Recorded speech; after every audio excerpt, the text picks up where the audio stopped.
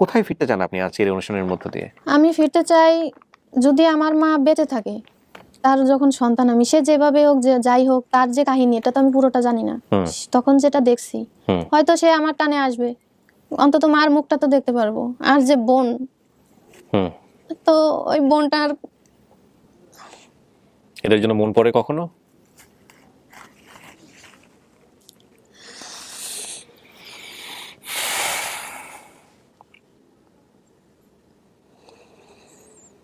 নামটা একটু বলেন প্রথমে। তানিয়া। আমার বাবার নাম ছিল ফারুক, মায়ের নাম লাইলা। বোন বলতেছে যে তানিয়া উঠলে কিন্তু চলে যাওয়ার জন্য কান্না করবে, এটা আমার কানে আসে, তখন বুঝি যে আবু আসছে। আর আপনার বড় বোনের নাম? সোনিয়া। যে লোকের সঙ্গে আপনার মার পরবর্তীতে সম্পর্ক হয়েছিল বলে আপনার ধারণা, তার নাম নূর আলম অথবা আলম ছিল। মনে পড়ে মায়ের সাথে যখন নৌকা নদী পার হই তখন নদীতে বড় বড় লঞ্চ এবং অনেকগুলো নৌকা ছিল। এটা বুড়িগঙ্গাতেই হয়, বুড়িগঙ্গাতে হয়, শীতলক্ষাতে। আজকে যিনি আমার সঙ্গে এই মুহূর্তে আছেন তার সঙ্গে একটু কথা বলি, তারপরে তার মুখ থেকে বিস্তারিত শুনবো। নামটা একটু বলেন প্রথমে। তানিয়া। অনেক নার্ভাস। তানিয়ার বয়স কত? বয়স বলতে পারেন না? আচ্ছা, কি হয়েছিল আমাকে একটু ঘটনাটা বলেন তো, একেবারে বিস্তারিত ঘটনাটা বলবেন। হ্যাঁ, মানে ছোট বেলায় আর কি, যখন আমি হারাই তখন আমার বাবার কাছ থেকে হারাই। পরিবারে হারানোর আগে কি কি মনে আছে? হারানোর আগে আর কি আমরা বাসা ভাড়া থাকতাম। বয়স কত ছিল আপনার তখন? তখন ছোটই ছিলাম। কোন ক্লাসে পড়তেন? না, আমার বড় একটা বোন ছিল। আচ্ছা। ও স্কুলে পড়তো। কোন ক্লাসে? সেটাও মনে নেই। কয় ভাই বোন ছিলেন আপনারা? দুই বোন ছিলাম। ও বড়, আপনি ছোট। বাবা কি করতো? বাবারে দেখছি যে মাটি কাটা, যে কাজ, ঝুড়ি মাথায় নিয়ে মাটি কাটতো, ওই কাজ করতে দেখছি। আর মাকে? মা হচ্ছে গার্মেন্টসে চাকরি করতো। এটা কি ঢাকা শহরের ভিতরের ঘটনা বলতেছেন আপনি? ইন্টারেস্টিং। মা গার্মেন্টসে চাকরি করতো। আপনার জন্মের পরের যে স্মৃতি বা ওইটাই দেখছি। ঢাকা শহরে নাকি ঢাকা শহর কোথা থেকে আসছিলেন? না, ওই একদম ঢাকা শহর। আমার যখন আমি যখন ছোট, আমার বোনের সঙ্গে যখন আমরা থাকি এক বাসায়, তখন ওই ভাড়া বাসায় থাকি। কোথায়, কোন এলাকায়? এটা এলাকা বলতে পারেন না? কি ঘটনা ছিল বলেন তো একটু, ঘটনাটা একটু। হচ্ছে আমার বোন স্কুলে চলে যেত, বাসায় আমি একাই থাকতাম, বাবাও কাজে বেরিয়ে যেত। অনেক সময় বাবা আমাদের সাথেও নিয়ে যেত কাজে যাওয়ার সময়, মাটি কাটার কাজে। হ্যাঁ, কোথায় মাটি কাটতো? কোনো বাঁধে, কোনো কিছুতে? এটা কিছু মনে আছে? এটা কোনো মনে নাই। আবার ওনরা ওইখানেই খাওয়া দাওয়া করতো, এগুলো মনে আছে। বাবার সঙ্গে আরো যারা কাজ করতো? আমিও থাকতাম। অনেক সময় এরকম হয়েছে। তারপরে আর কি মনে করেন যে উনি, আমার যে মা, ওনারে দেখতাম যে উনি গার্মেন্টসে চাকরি করতো। আমার আব্বা দুই এক সময় ওনার জন্য খাবার নিয়ে যেত, আমারও নিয়ে যেত উনি। আচ্ছা আচ্ছা, বাবা মায়ের জন্য খাবার নিয়ে যেত? হ্যাঁ, দুই এক সময় দেখছি, আমারও নিয়ে যেত সাথে ওই গার্মেন্টসে। হ্যাঁ। আচ্ছা, তখন দেখছি, দেখার পরে কিছুদিন পরে আর কি দেখি যে মার সাথে আব্বা ঝগড়া করে আর কি। আচ্ছা, আব্বার সঙ্গে ঝগড়া হয়। তখন পাশে, মানে বাড়ি থেকে একটু দূরেই, ভাড়া বাসায় থাকতাম তো, একটু দূরে এক লোকের সঙ্গে তার কোনো ছিল, কথাবার্তা হইতো, মানে মায়ের ওইটা নিয়ে আর কি রাগারাগি ওনরা করতো। এইটা বুঝতেন আপনি এই বয়সে? আমি যেটা এখন বুঝি, তখন থেকে আমার মাথায় যেটা আছে যে এরকম একটা কোনো ঘটনা ছিল বোধহয়। হ্যাঁ, আমার বোন রাগ করতো, এটা আমার বোন জানতো, বড় ছিল, বুঝতো, ও জানতো। পরে এরকম হওয়ার পরে আর কি আমার যে মা, উনি ওরকম অনেকদিন হয়। তারপরে একদিন কি হয় যে আমার আব্বা আমার বোনরে নিয়ে চলে যায় কোথায় জানো, সেটা আমি জানি না। বড় বোনকে নিয়ে। আর যে আমার মা, উনি আর কি উনার ওই যে লোকটা, উনার বউ ছিল, ছেলে মেয়ে ছিল, মনে আছে। তা ওই লোকটার নাম, দুইটা নামের একটা নাম আমার মাথায় ধরতেছে না যে কোনটা আসলে। হয়তো নূর আলম হবে, আর না হয়তো আলমগীর। মানে যে লোকটাকে নিয়ে ঝগড়া হতো, ওই লোকটার নাম, দুটো নামের একটা নাম, হয় নূর আলম অথবা আলমগীর হবে। ওই লোকটার সঙ্গে পরে উনি আলাদা বাসা নেয়। মানে আপনার মা বাসা নেয়, আলাদা বাসা নেয়, মানে ওনার সঙ্গে থাকতো? আমাকে নিয়ে গেছিল উনি। আচ্ছা, এখানে একটা বিষয় একটু খেয়াল করবেন, আমি ইন্টারাপ্ট করছি। বিষয়টা হচ্ছে যে ওর যা মাথায় আছে সেই প্রেক্ষাপটে গল্পটা এখানে বলতেছে। ছোট মানুষ যেটা দেখেছে, যেটা বুঝেছে, সেভাবে বলছে, এবং আমরা যা শুনছি সেটার উপরে আমরা একটা ইন্টারপ্রিটেশন দাঁড় করাচ্ছি, বা আমাদের জায়গা থেকে এক ধরনের সেন্স গ্রো করছে যে এটা কি অন্য কোনো ধরনের সম্পর্ক কিনা। এমন তো হতে পারে যে ওর বাবার সঙ্গে ডিভোর্স হয়ে গেছে, পরবর্তীতে এই নূর আলম বা আলমগীর, রাইট, কি নাম, নূর আলম অথবা আলমগীর, এই ভদ্রলোককে তিনি বিয়ে করেছেন, যেটা তো আইনত অবৈধ না, ধর্মীয় অনুসারেও কোনো সমস্যা নেই। সো তার উল্টোটাও হতে পারে, যে কোনো কিছু হতে পারে। আমরা বরং নেগেটিভ চিন্তা না করে আমরা এটাকে ক্লু হিসেবে নেই। ওকে, হ্যাঁ বলেন। তারপর ওনার সঙ্গে থাকতো, মানে আপনাকে নিয়েই থাকতো? হ্যাঁ, আমাকে নিয়ে থাকতো। আচ্ছা, আর আপনার আসল বাবার নাম কি ছিল, মানে আপন বাবার নাম কি ছিল? আমার বাবার নাম ছিল ফারুক, মায়ের নাম লাইলা। আপনার জন্মদাতা পিতার নাম ছিল ফারুক আর মায়ের নাম ছিল লাইলা। আর আপনার বড় বোনের নাম সোনিয়া, আর আপনার নাম হচ্ছে তানিয়া। ওকে, ফাইন। তারপর মানে ওইখানে তো আমাকে নিয়ে যায়। তার আগে মনে করেন যে আমার বাবা মার কাছে থাকতে আমার দুটো আপনার এটা আপনার বাবা মা জানে? বাবা মা এবং বোনও জানে। এটা একটা হিডেন ক্লু প্রিয় দর্শক এবং শ্রোতা। আমরা এটা এই জায়গাটায় উনি যে শরীরের জায়গাটার কথা উল্লেখ করেছেন এবং যে ঘটনাটা উল্লেখ করেছেন সেটা আমরা এখানে বিশেষ কিছু শব্দ ব্যবহার করে ঢেকে দিয়েছি এবং আমরা এটা আপনাদেরকে শুনতে দেইনি। যদি ওর কোনো পরিবার পাওয়া যায়, যদি তারা দাবি করে ওর মা এবং বাবা, এই ক্লুজটা আমরা তাদেরকে জিজ্ঞেস করব যে যেহেতু বলছে জানে, সেক্ষেত্রে এটা একটা বড় ধরনের ম্যাচিং ক্লু হিসেবে কাজ করবে। জি বলেন। আরেকদিন হচ্ছে মাটিতে ফ্লোর ছিল, এটাও আপনার একটা হিডেন ক্লু। আপনি ওনাদেরকে যদি পাওয়া যায় তাহলে জিজ্ঞেস করেন। কিন্তু ঘটনার দিকে আমরা একটু থাকি।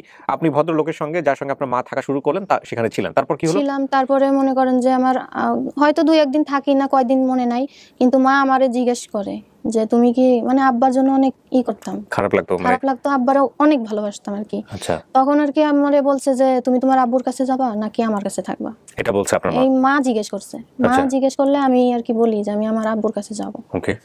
তখন বললে আমারে উনি সাথে করে নিয়ে যায়। তো কিসে করে নিয়ে যায় এটা মনে নাই, কিন্তু একটা নদীতে। উনিটাকে যে সাথে করে নিয়ে যাচ্ছে আপনার মা? মা নিয়ে যাচ্ছে। আমার মা আমাকে নিয়ে যায়। যখন বলছি যে আমি যাব, বাবার কাছে থাকবো, আমার মা আমাকে নিয়ে যায়। নিয়ে মনে করেন যে একটা নদী দেখি, নৌকায় পার করে উনি। নৌকায় পার করা যখন কালীন, তখন একটা মহিলা, ওনার চিনা জানা হবে। তো নদীর ওপারেই নাকি আমার চাচার বাড়ি, এরকম মনে আছে আমার। নদীর ওপারেই চাচার বাড়ি। তো উনি আর কি বলে যে তুমি তো যাচ্ছই ওদিকে, তা তানিয়াকে একটু ওর ওই পরিবারের কাছে দিয়ে যাও, ওর আত্মীয়র বাড়ি, মানে চাচার বাড়ি, যেটা মনে হয়। ওই মহিলার হাতে আপনাকে দিয়ে দেয়? হাতে আমাকে আমার মা দিয়ে দেয়, বলে যে তোমার ওকে ওর চাচার বাড়ি দিয়ে আইসো। চাচার বাড়িতে দিয়ে আইসো মানে চাচার ওখানে দিলেই বাবার কাছে চলে যাবে? ওকে, এরকম বলে। এখন ওইটা চাচার বাড়ি না দাদার বাড়ি না নিজের বাড়ি এটা মনে নাই। আচ্ছা, তারপর মহিলা কি করে? মহিলার কাছে দিলে মহিলা দিয়ে আসলে আমার যে আত্মীয় স্বজন তারা রাগ করে যে নিজের মেয়েকে নিজেই দিয়ে যাইতো, এতই যখন রাখবে না, এটা আপনার জ্ঞানে আছে, স্মরণে আছে? আচ্ছা, এরকম বলে যে রাখবে না। ওইখানে যাই দেখি আমার বড় বোনও আছে। ওখানে কি বড় বোনকেও পাই, যে তার মানে বুঝলাম আমার আব্বু উনি আসছে, এখানে আছে। তখন আর এটা নদীর এপারের ওপারে ঘটনা, আপনার মা নদীর এপার থেকে নদীর ওপারে আপনাকে ওই মহিলা হাইটে আমারে ওই বাড়িতে দিয়ে আসে। আর ওই বাড়ির ধরেন পিছন দিয়ে ঢুকলাম, বাড়ির সামনেই একটা খাল ছিল। ওই বাড়ির সামনে খাল ছিল, মানে আপনার বাবার বাড়ির সামনে? ওকে, তারপর?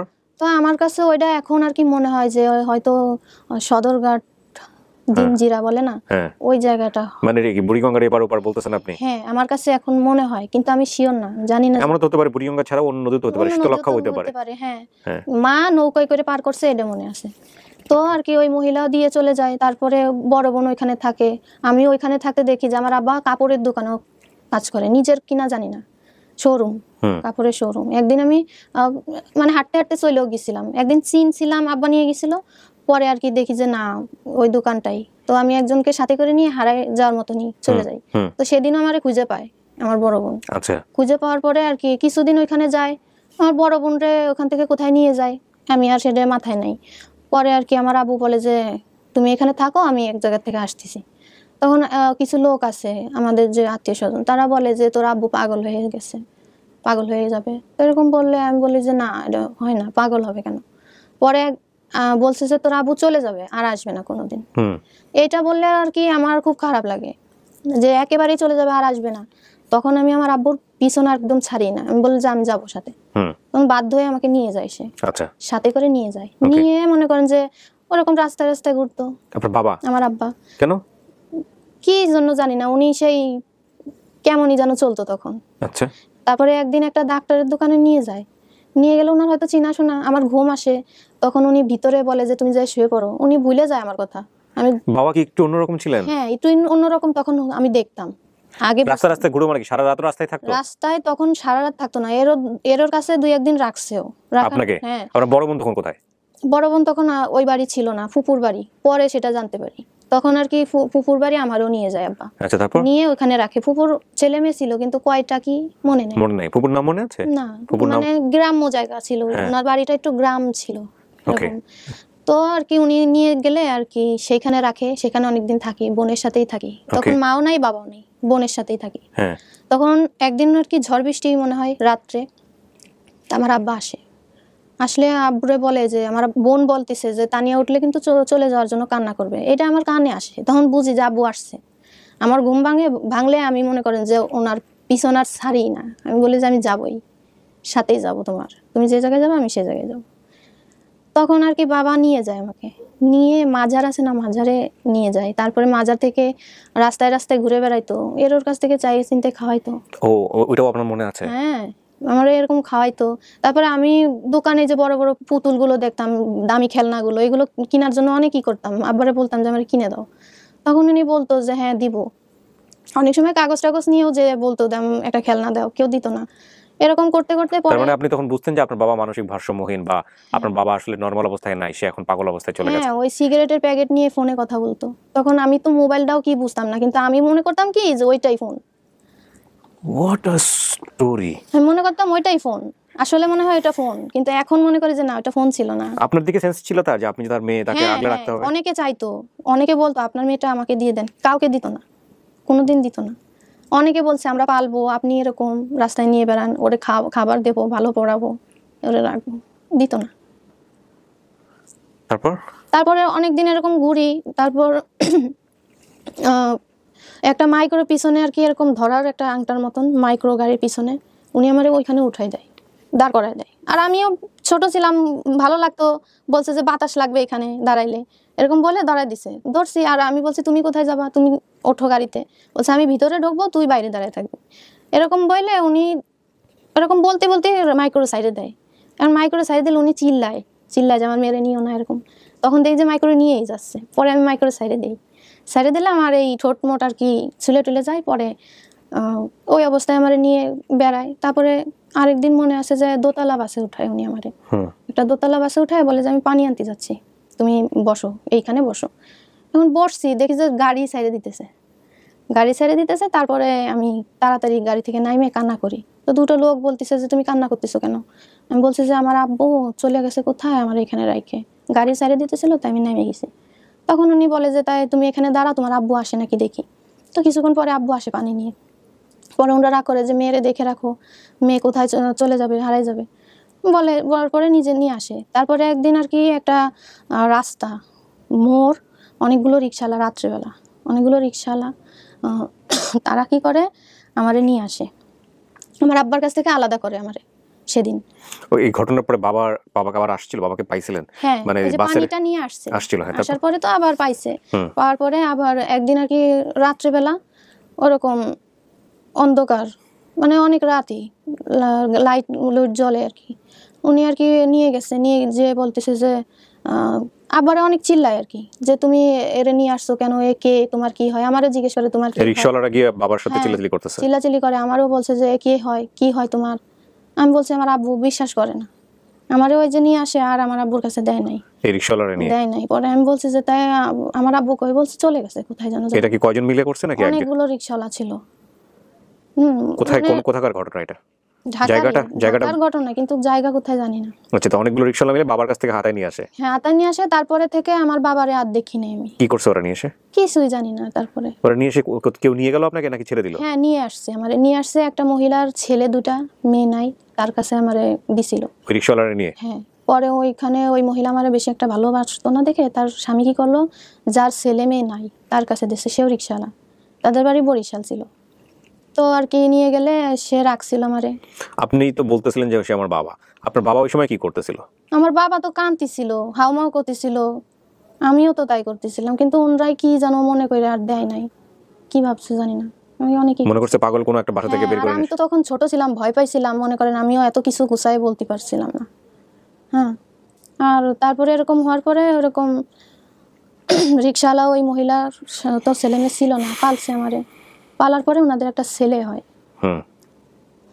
বরিশাল বাড়ি ছিল, আমারে নিয়ে গেছিল, 2 মাস ছিলাম বরিশালে। পরে ওইখান থেকে আবার আসার পরে আমারে ভালো একটা ফ্যামিলি, তার স্বামী বিদেশ থাকতো, তার 2টা ছেলে ছিল, অনেক বড় লোক ছিল, তাদের ঘরে দিছে পালার জন্য। বলছে এখানে তুই ভালো থাকবি, আমরা রিক্সা চালাই খাই, আমরা পারি না তোরে রাখতে, তুই এখানে ভালো থাকবি। আপনি ওই রিকশাওয়ালাকে পরবর্তীতে বলেন না যে তোমরা নিয়ে আসলা, উনি তোমার বাবা? বলেন নাই? তখন আর কি উনাদেরই আব্বা মা বলতাম, উনাদের উপরে একটা টান চলে আসছিল, ছোট মানুষ। হ্যাঁ, উনরা ভালোবাসতো, ওনাদের উপরে টান চলে আসছিল। আসলে রিক্সা থেকে আসলে টাকা দিত, খাইতে দিত, আদর করতো। ওই মহিলা চেয়ে ওই লোকটাই অনেক ভালোবাসতো।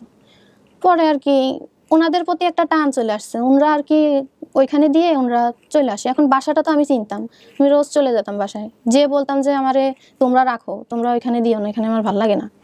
তা কিছুদিন পরে দেখি যে ওইখানে আর কি চলে গেছে, আমরা নাই। তারপরে আমারে যেখানে দিছিল ওইখান থেকে আমি পলাই চলে যাই, পলাই যাই, ওখানে আর থাকি না। না থাকলে আমার একটা মহিলা বলে আমার সাথে যাবি, আমি বলছি যাব। ওই মহিলায় যে ঢাকা ক্যান্টনমেন্ট ওইখানে নিয়ে যায়, নিয়ে যে রাস্তায় এমপি না কি দাঁড়ায়, রাস্তায় দাঁড়ায় পুলিশে, তো ওই ক্যান্টনমেন্টে নিয়ে আসে উনি আর কি বলে যে ওইখানে পুলিশও চলে আসে আর অনেক মানুষও জড়ো হয়। তা আমি একটু ভয় ভয় পাই। পরে সামনেই কোয়ার্টার ছিল, ওইখান থেকে একটা মহিলা নিচে আসে তার বোনদের সাথে করে নিয়ে। পরে উনি বলে যে এই মেয়েটা হারাই গেছে, পুলিশরা বলে। পরে আমি ওনার কোলে ঝাঁপাই চলে যাই। উনি বলে যে তাই আপনার কোলে যখন চলে গেছে তখন আপনি ওরে রাখেন, মানে এটাও আপনার ছোটবেলার ঘটনা? হ্যাঁ, আপনি ওরে রাখেন, আমরা ওর মা বাবার খোঁজ করতেছি। আমি বলছি তখন নামও বলছি, আব্বার নাম মার নাম বলছি, তখন আর কি বলছি যে বাবার নাম বোনের নাম।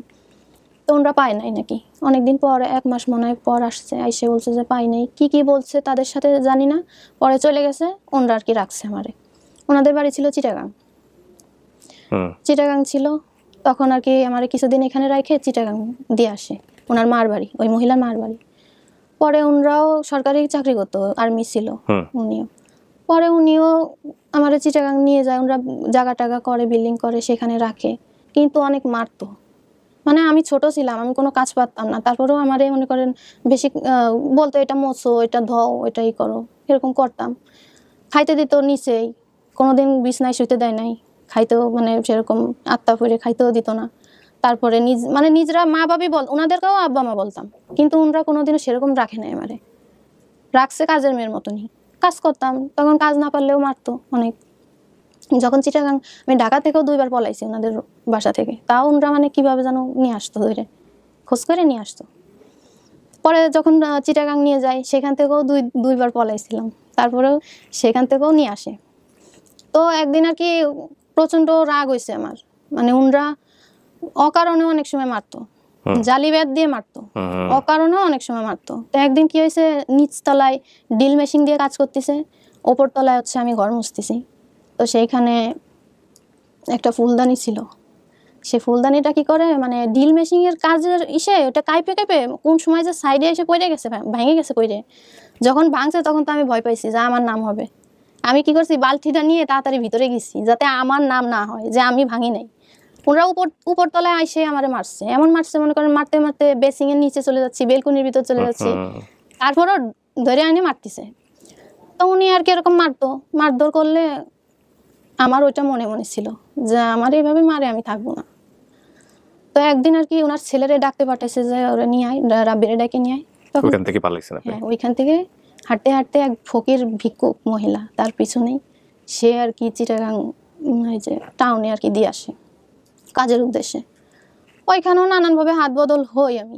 কতগুলো পরিবার এরকম হাত বদল হয়েছে না? অনেক, আমার হিসাব নাই, আমার কোনো ঠিক নাই। আমি যে কত পরিবারের হাত বদল হয়েছি আমার কোনোই নাই। আমি মনে করেন যে এমন পরিবারেও গেছি যে নাকি খ্রিস্টান, সো সে আর কি বলতো যে আমার মেয়ে স্কুলে যায়, তুমিও স্কুলে যাবা। তখন আমি স্কুলে যাই ওনার মেয়ের সাথে, স্কুল থেকে সব কিছু দেয়। ওরকম 1 সপ্তাহখানিক যাই, যাওয়ার পরে আর কি ওনারা কোথায় যেন বাড়ি ওনাদের, ওনারা খ্রিস্টান, ওনারা চলে যাবে। তো ওনারা আমাকে জিজ্ঞেস করে তুমি কি এখানে থাকবা না আমাদের সাথে যাবা, আমাদের সাথে যদি যাও তোমার খ্রিস্টান হতে হবে, এরকম আমাকে জিজ্ঞেস করে। যদি তুমি এখান থেকে আমার সাথে যাও তা তোমার চিন্তা ভাবনা করে যাইতে হবে, আমরা জোর করে নেব না। তুমি 1 রাত টাইম দিলাম তোমারে, ভাবো তুমি কি করবা। তখন পাশে আর একটা মহিলা ছিল, উনি বলল যে তুই ওনাদের সাথে যাইস না, ওনাদের সাথে গেলে তো জীবন তো আর মুসলমান থাকবি না, বাকি কি হবে আরো কিছু, যাওয়া লাগবে না, তুই চিন্তা কর কি করবি। তখন দেখলাম যে একটা মহিলার কোনো কেউ নাই, স্বামী সন্তান কেউ নাই, উনি একাই থাকে বাসায়। থাকলাম ওনার কাছেই, আমি বললাম যে না আমি যাবো না, আপনাদের সাথে আপনারাই যান, আমি ওই মহিলার কাছেই থাকি। পরে ওই মহিলার কাছে থাকি, স্কুলে যাই, কয়দিন যাওয়ার পরে বলে তোর স্কুলে যাওয়া লাগবে না।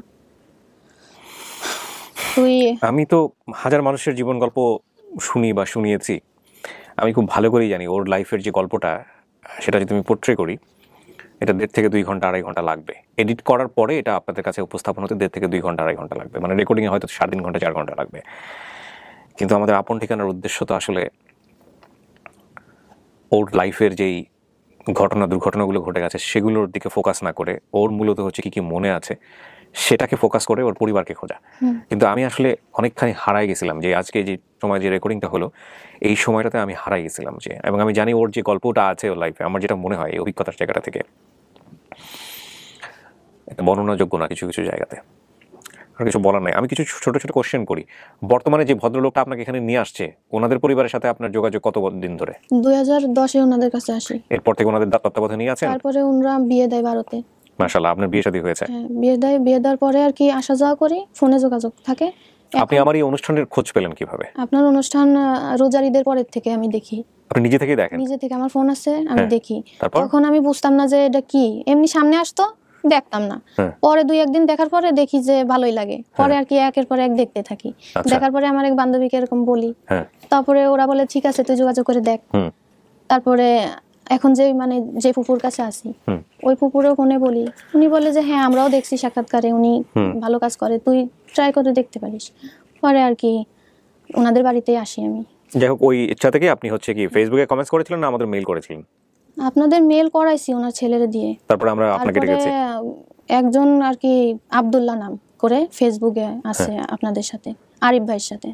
তো আরিফ ভাইকে অনেক কমেন্ট করি, উত্তর দেয় না। পরে ওই আব্দুল্লাহ ভাই দেখি কি ওনার কমেন্টের উত্তর দিছে। পরে আপনি ওনাকে ধরছেন? আব্দুল্লাহ ভাইরে বলি যে আব্দুল্লাহ ভাই আমার একটু হেল্প করেন। আচ্ছা, বুঝতে পারছি, আপনি যে কোনো ভাবে লেগেছিলেন, শেষ পর্যন্ত আমাদের কাছে পৌঁছাইছেন। ঠিক আছে তানিয়া, আপনি যা লিখে নিয়ে আসছেন আমি একটু পড়ে শোনাই দর্শকদেরকে, তারপরে দেখেন সব ঠিক আছে কিনা। আপনি যা বলেছেন, আমি এখন থেকে একটা নতুন সিস্টেম করেছি আমরা, যে আমাদের এখানে যারা আসবেন এই গল্প বলার পাশাপাশি তারা কিছু না কিছু লিখে নিয়ে আসবেন, যাতে করে তারা কোনো ইনফরমেশন মিস না করেন। তো প্রিয় দর্শক এবং শ্রোতা, একটু পড়ে শোনাচ্ছি। আমি তানিয়া, আমার বাবার নাম ফারুক, মায়ের নাম লায়লা, আমার বড় বোনের নাম সোনিয়া, আমার মা গার্মেন্টসে কাজ করতেন, আমার বাবা মাটি কাটার কাজ করতো, আমরা কখনো কাপড়ের দোকানে কাজ করতে কাজ করতে দেখেছি। বড় বোন স্কুলে পড়াশোনা করতো, আমরা ভাড়া বাসায় থাকতাম। ভাড়া বাসায় থাকাকালীন সময় একদিন আমার, আপনি একটা সিক্রেট ক্লু বলেছেন, সেটা আমি প্রচার করছি না, মাঝে মাঝে ঝগড়া করতো, এবং যে লোকের সঙ্গে আপনার মার পরবর্তীতে সম্পর্ক হয়েছিল বলে আপনার ধারণা তার নাম নূর আলম অথবা আলমগীর, সেটাও আপনি বলেছেন। এরপরে হচ্ছে আপনাকে চাচার বাড়িতে নিয়ে গেছে, সেটারও একটা ছোটোখাটো বর্ণনা এখানে আছে। নদীর পারাপার হয়ে যেতে হয়েছে, সেটাও আপনি বলেছেন। আপনার বাবা যে পরবর্তীতে মানসিক ভারসাম্যহীন হয়ে যায় তার আচার আচরণে, এটাও আপনি বুঝতে পেরেছেন, কারণ সিগারেটের খাপ তুলে সে ফোনে কথা বলতে যাচ্ছে, হ্যালো হ্যালো করছে, তার মানে আপনার বাবার মধ্যে ওই ব্যাপারটা ছিল না। এটা আপনি ঠিকই বলেছেন। হ্যাঁ, আচ্ছা, বাবার সাথে শেষ দেখাটা আপনার রিক্সাওয়ালারা বাবার কাছ থেকে আপনাকে ছিনিয়ে নিয়েছিল, সেটাও আপনি বলেছেন এখানে। আর বাবার সাথে ওই শেষ দেখা ওই লোকটির বাড়ি বরিশাল, যে লোকটা আপনাকে নিয়ে গিয়েছিল। মনে পড়ে মায়ের সাথে যখন নৌকা নদী পার হই, তখন নদীতে বড় বড় লঞ্চ এবং অনেকগুলো নৌকা ছিল। এটা বুড়িগঙ্গাতেই হয়, বুড়িগঙ্গাতে হয়, শীতলক্ষাতেও কিন্তু আমি এরকম দেখেছি। এখন বুঝি নদীটার নাম বুড়িগঙ্গা, ঘাটের নাম সদরঘাট, এটা আপনি বলছেন। আকাশ প্রকাশ থাকে যে আমার, আচ্ছা, একটা জন্মদাগের কথা বলেছেন, সেটা আপনার মা কি জানে? এই যে জন্মদাগের কথাটা, এখন আমি তো ছোট ছিলাম। আচ্ছা, জানার কথা। আমার মা যদি বেঁচে থাকে অথবা বড় বোন যদি বেঁচে থাকে তাহলে হয়তো আমাকে চিনতে পারে। যতদূর মনে পড়ে, নানা বাড়ির সামনে একটা কুয়া ছিল, গ্রামের লোকজন ওই কুয়া হতে রশি দিয়ে পানি উত্তোলন করতেন ব্যবহারের জন্য। এটা একটা বড় ক্লু যে ঢাকা শহরের আশেপাশে, বুড়িগঙ্গার এপাশে বা ওপাশে কুয়া থেকে পানি পান করার মতো অবস্থা আছে কিনা। আপনার বয়স এখন কত হতে পারে আনুমানিক? তাও তো 26 বছর। ও যদিও ধরেন, আমরা ধরে নেই যে 20 থেকে 22 বছর আগে হারিয়েছে, বা আমরা যদি বলি হ্যাঁ 20 বছর আগে হারিয়েছে, তাহলে 20 বছর আগে এই ঢাকার নদীর ওপার, সেটা শীতলক্ষা হোক বা বুড়িগঙ্গা হোক, ওপারের লোকজন কুয়া থেকে পানি পান করতো কিনা, এইটা একটা বড় ক্লু যে কোন এলাকা এটা হতে পারে। নানা বাড়ি তো ছিল, নানা বাড়ি তো আর ওই চাচার বাড়ি ছিল না, চাচার বাড়ির ওইখানে খাল ছিল একটা।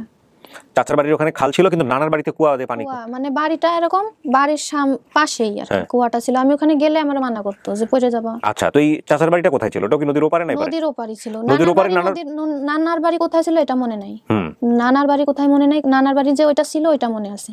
আচ্ছা, আর চাচার বাড়ি হচ্ছে খাল আছে। আচ্ছা, তার মানে এটা ঢাকার ওপারে না, কারণ নানার বাড়িতে আপনি, এটা কোথায় আপনি জানেন না, কুয়া। তাহলে 20-22 বছর আগের যে গল্পটা আপনি বললাম, সেটা আসলে ঢাকার ওপারের কুয়ার গল্প না, কারণ নানার বাড়ি কোথায় ছিল জানে না, সেটা ঢাকার ওপারে, ঢাকার নদীর ওপারে কিনা সেটাও জানে না। কিন্তু ওর চাচার বাড়িতে আবার সামনে একটা লেক ছিল, মানে খাল ছিল, এটা নদীর ওপারে কোথায় হতে পারে? এই কি তথ্য, এর বাইরে কি কিছু মনে আছে? কারণ নাম, কোনো বাজারের নাম, কোনো এলাকার নাম, কোনো কিছু কি মনে আছে? না। বর্তমানে আপনি থাকছেন ফরিদপুরে? ফরিদপুর থেকে এসেছেন আমাদের এখানে? হ্যাঁ, ফরিদপুর থেকে আসছি। এর ভিতরে আর কি একটা কথা আর কি, এই যে যখন আমার বিয়ে দেয় তখন আর কি আমার একটা মা বাবার খোঁজ হয়। আচ্ছা, হ্যাঁ, তারপর মা বাবা আর কি কেমন, যে জন্মদাগের কথা বলছি না, ওই যে বাবা, এখন যে মা, সে মারা গেছে নাকি। তো তাদের মেয়ে হারাইছিল ঢাকা থেকেই, বসিতে আগুন লাগছিল সেখান থেকে, তাদের মেয়েরও জন্মদাগ ছিল। আর উঁচু লম্বাও ওনাদের ফ্যামিলির মতনই। আপনি মেনে নিছিলেন? হ্যাঁ, আমি মেনে নিছি কি যে আমার তো মা বাবা নাই, সেই অর্থে মানছেন, হ্যাঁ কিন্তু মন থেকে মানছেন মন থেকে মানি নাই। না? এরকম কেস আমাদের বহুত আসে এরকম। মন থেকে মানবো কেন, যে তারা আমারে ভালোবাসতো, সেই ভালোবাসার টানে আমিও তাদের ভালোবাসছি। কিন্তু ওনারা আপনাকে মন থেকে জানতো যে এটা আপনি মেয়ে, নাকি আপনাকে জাস্ট মেয়ে হিসেবে অ্যাকসেপ্ট করছে? তখন অ্যাকসেপ্ট করছে, ভালোও জানতো, পরে গিয়ে সম্পর্ক অন্যরকম হয়ে গেছে। এখন অন্যরকম, মানে অনেক দূর চলে গেছে এটা। ঠিক আছে, এই জায়গাগুলো আমরা নাই বা আনি, কিন্তু এটা আপনি যে কথাটা বললেন এটা নতুন না, এরকম কেস আমরা পাই। পরিবার থেকে একটা সন্তান হারিয়ে গেলে অন্য যে কোনো একটা সন্তান কোনো রকম একটু এদিক ওদিক মিললে ওটাই আমার বাচ্চা, ঠিক আছে বলে নিয়ে চলে আসে, এবং এটা হয়, কিন্তু দুই পক্ষের কারোরই আসলে মনের ওই টানটা থাকে না। আমি ভাবতেছি আমার যখন এতগুলো মনে আছে, হয়তো ভুল হইতে পারে এর ভিতরে, কিন্তু কিছু তো মনে আছে, কিছু তো হইতে পারে। আমি একটা কোশ্চেন করি তানিয়া, আপনি তো সবই জানেন, আপনার বাবার ওই অবস্থা, আপনার বাবা এরপরে বেঁচে আছে কিনা তাও তো আমরা জানি না, কারণ এই ধরনের মানসিক ভারসাম্যহীন লোকজন কিন্তু খুব ভয়ঙ্কর একটা অবস্থায় চলে যায় জীবনের একটা পর্যায়ে এসে। হ্যাঁ, রাস্তাঘাটে পড়ে থেকে ওই সময় মারা যায়, কি একটা ভয়ঙ্কর পরিস্থিতি, সেটা হয়তো আমি আপনাকে বলতে চাই না, কারণ আমি আপনার বাবা, আপনি জানেন। আর আরেকটা বিষয় যেটা, সেটা হচ্ছে যে মা তো অন্যের সংসারে চলে গেছে, সেটাও আপনি জানেন। কোথায় ফিরতে চান আপনি আজকের এই অনুষ্ঠানের মধ্য দিয়ে? আমি ফিরতে চাই, যদি আমার মা বেঁচে থাকে, তার যখন সন্তান আমি, সে যেভাবে হোক, যাই হোক, তার যে কাহিনী, এটা তো আমি পুরোটা জানি না, তখন যেটা দেখছি, হয়তো সে আমার টানে আসবে, অন্তত মার মুখটা তো দেখতে পারবো। আর যে বোন, তো ওই বোনটার, এটার জন্য মন পড়ে কখনো?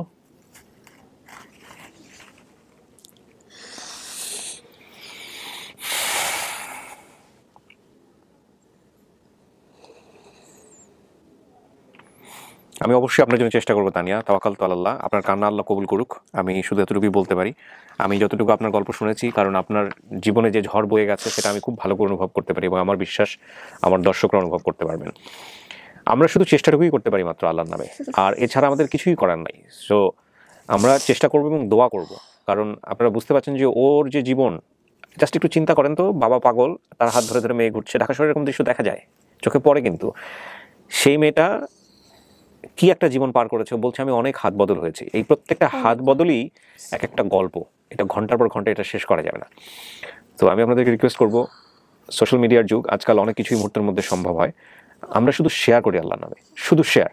এমনও তো হতে পারে ওর বোন অপেক্ষা করে বসে আছে, এই যে কবে তার বোনটা আসবে, হতে তো পারে, এরকম হয়েছে। কিন্তু এমনও তো হতে পারে যে ওর মা জানে এই অনুষ্ঠানের কথা, হ্যাঁ, সে হয়তো হঠাৎ করে তার মেয়েটাকে দেখে চিনে ফেললো।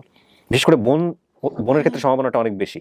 সো প্লিজ আপনারা শেয়ার করেন, একটা থাকুক ক্লু, দুটো থাকুক ক্লু, সেটা মাথায় রাখার দরকার নেই, আমাদের কাজ হচ্ছে শেয়ার করা। আমি বারবার এই ভিডিওগুলোতে একটা কথা বলি, আমি সেই দিনের অপেক্ষায় আছি যখন আমার একটা বেসিক ভিডিও 1 লাখ শেয়ার হবে, অন এভারেজ শেয়ার, মানে বেসিক ভিডিও মানে হচ্ছে 1 লাখ শেয়ার হয়, সেই দিনের অপেক্ষায় আমি আছি। ইনশাআল্লাহ আমার জীবন দশায় আমি সেটা দেখে যেতে পারবো, আমার যেটা বিশ্বাস, যে অনুষ্ঠানের যে গতি, যে প্রকৃতি। সো আপনারা প্লিজ শেয়ার করেন, আমরা একটা খুব সুইট মোমেন্টের জন্ম দিতে চাই with the name of almighty Allah, যাতে করে ওর পরিবারের কাছেও ফিরতে পারে। বাকিটুকু তাওয়াক্কালতু আলাল্লাহ, দেখা যায় কি হয়। আমরা আমাদের কাজ করলাম, আপনি আল্লাহকে বলেন, আল্লাহ নিশ্চয়ই আপনার জন্য ভালো কিছু করবেন। ঠিক আছে, আমরা শেষ করছি আজকের মতো। প্রিয় দর্শক এবং শ্রোতা, তানিয়াকে যেন আমরা একটা ভালো সংবাদ দিতে পারি সেই প্রত্যাশায় আজকের মতো পর্যন্তই। আসসালামু